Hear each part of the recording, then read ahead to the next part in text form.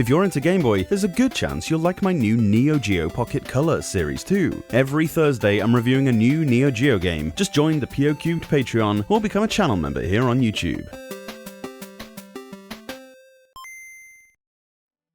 Normally, I absolutely am one to shy away from a challenge, but we've yet to skip anything Game Boy Color, and I don't want to let a game that I'm at least passingly familiar with be the first one. I did struggle somewhat even with the English version of the original Game Boy title Nobunaga's Ambition, released really early on back in 1990, and so you'd think a Japanese-only version would trouble me even more. And, well, yeah, you'd be right. These strategy games were never the most user-friendly anyway, with lots of menuing, number crunching, and data interpretation, rather than the more visually obvious and idiot-proof war strategy games I usually plump for. This is effectively a handheld reworking of Nobunaga's Ambition 2 Sengoku Gunyuden, with a certain amount of trimming here and there. If this is your first time seeing a title in this series, essentially you're in feudal Japan, the time where the land was not actually united into one country, but split into various warring provinces controlled by domination-hungry daimyos. As you might guess, you're one of these daimyos and need to make your province as strong as it can be, through trade, steady growth, and,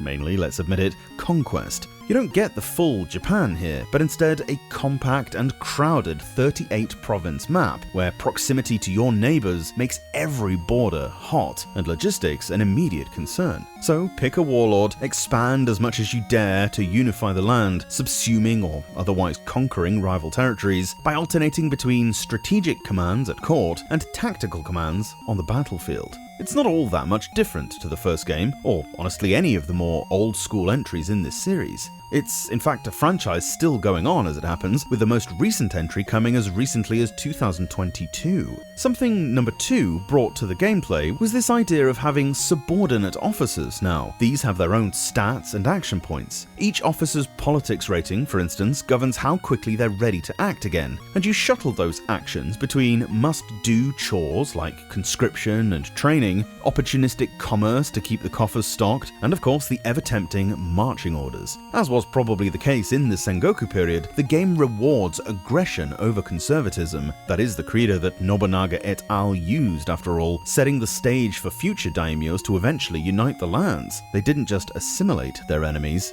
but annihilated them. History favors the victors, I suppose. Now, if you get clever enough at the game and are an absolute masochist, you can in fact increase the difficulty, which introduces other mechanics such as social unrest, rebellions, and even betrayal. It's not enough to keep your enemies at bay here, you might also have to watch what your friends are doing too. Battles come in 2 flavors, open field clashes and sieges. The skirmishes are surprisingly brisk, whereas siege warfare really slows the tempo and encourages you to think more about attrition and supplies rather than heroic charges. Also, the time of day matters. Night attacks can be a viable gambit when you're outnumbered, for example. A real improvement over the first game is that you now no longer need a link cable, 2 consoles and 2 copies of the game to play multiplayer. It's now possible to hand the same Game Boy back and forth, which I wish more developers utilized, but understand why they didn't. It makes a quick head-to-head game, on a train or whatever, much more viable without the setup and unnecessary gear. As we so often see, Game Boy Hand 2 was never meant to be a greatest hits for the Nobunaga franchise. It's more a compact, stripped-back